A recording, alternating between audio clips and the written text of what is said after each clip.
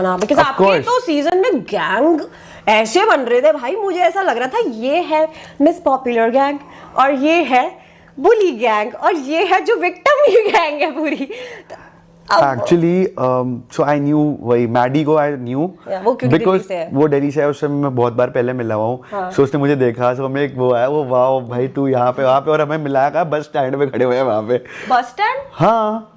What do you mean bus stand? तो gym Covid में shooting थी ना, फ्लाइट में थोड़ा भेजा था, बस में ही गए थे हम लोग। वहां पे गए सब लोग, मेरे को लगा कि भाई या तो मैंने कहा हम ड्राइव करके वहां चले जाते हैं, so I thought I will drive to Corbett, अपनी कार लेके, या मेरे को कोई मेरा ड्राइवर ड्रॉप कर देगा। बट उन्होंने कहा आपको बस अड्डे पे आना है। भाई हम वो सारे स्प्लिट्सविल बस अड्डे में खड़े हुए हैं और वेट कर रहे हैं कि हमारी जर्नी से बस शुरू होगी। ये मजाक कर रहे हो आप? Right? No I am serious. हमें तो ट्रेन में भेजा था। या सो आप बस में गए थे? हमारे टाइम पे बजट कम था ना, तब नया नया शुरू हो रहा था, बजट कम था शायद, मे बी।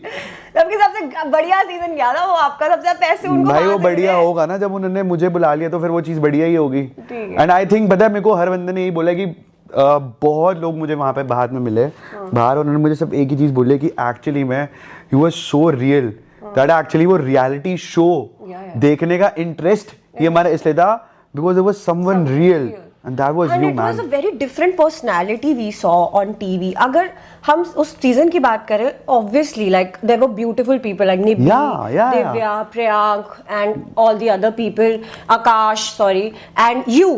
सब कितने अलग-अलग लोग थे, सब कितने अलग, and your personality was very like comedy भी है, दिल्ली का खून भी आ रहा है, मतलब गुस्सा भी आपको आ जाता है। आपका गुस्से का क्या सीन है? अभी भी उतना ही गुस्सा है कि थोड़ा कंट्रोल हो गया? क्योंकि तब तो आप अब तो मेरे में इतना ज्यादा क्षमता आ गई है, इतना पेशेंस, इतनी humbleness, and there's so many things, you know. That's what, you know, why I wanted to do this podcast also, Hanita. I want to tell my audience also, because people know a very different side of you.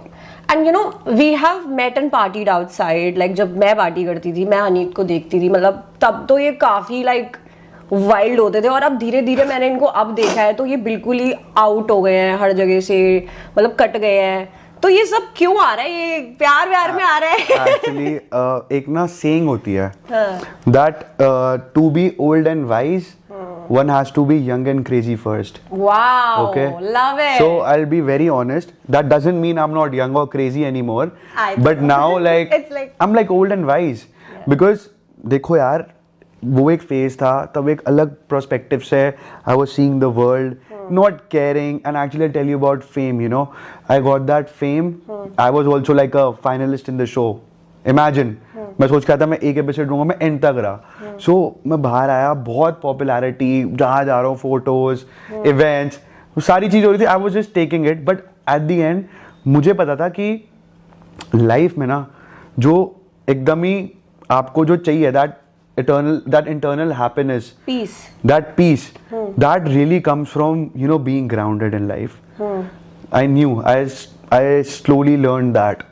कैसे, मतलब कुछ ऐसा drastic कोई change आया life के अंदर जिससे आप हम्बल हो गए? We would like to know, because मुझे ऐसा लगता है I am not there as grounded obviously, like whatever reason, but I feel like मैंने भी बहुत ठोकरें खा ली है, बट अब तक मैं ग्राउंडेड हो नहीं पा रही हूँ। ठीक है, बट आप हो जाएगी, बट आप कैसे? I assure you. So basically ठीक है, जब when I started doing, Splitsvilla से बाहर आया, हाँ, तो उसके बाद मैंने ना जब अपना काम शुरू करा, right, so we say like we come from a very privileged family where we had a grandfather who started the business, he made an empire, he made a house, everything, अपने सारे बच्चों के लिए, मतलब मेरे fathers, मेरे उनके brothers, for everyone, he did something, right? And from there onwards, they took it ahead. And then we now, the third generation, is taking that forward. So basically, it's inheritance.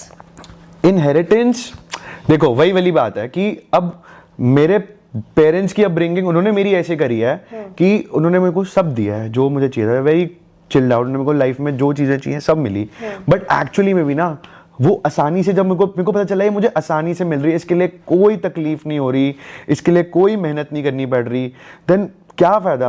How you need to, यार you need to have your own identity, you need to make a mark of your own in this Yes. World. Yes. अगर आपको life मिली है तो make a mark of yourself, like कुछ तो करना है आई आपको। थिंक मुझे ऐसा लगता है लाइफ ना मूवी की तरह होनी चाहिए। Of course. लाइक रोमांस भी होना चाहिए, कॉमेडी Yeah. भी होनी चाहिए, थ्रिल भी होना चाहिए, एक्शन भी होना चाहिए, क्रेजीनेस भी होनी चाहिए, मतलब सब कुछ होना चाहिए। course. And I think one who survives that phase where, और जो लोग कहते हैं कि यार मेरे लगे हुए हैं, मेरे लगे हुए हैं, मेरे लगे हुए हैं, आई थिंक वो लगे जब होते हैं ना तो वो प्लॉट ट्विस्ट होता है, और वो प्लॉट ट्विस्ट के बाद जब स्टोरी टर्न करती है ना, Of that's course. Beautiful. I think या यू भाई राइट, थोड़ी तकलीफें नहीं लाइफ में देखोगे तो क्या फायदा भाई। विजडम ही नहीं आता। और क्या, अब मैं ये बोल सकता हूँ कि मेरी एस एकदम स्टील की बन चुकी है, कोई भी तकलीफें आ जाएगी हम सब झेल लेंगे, यू नो।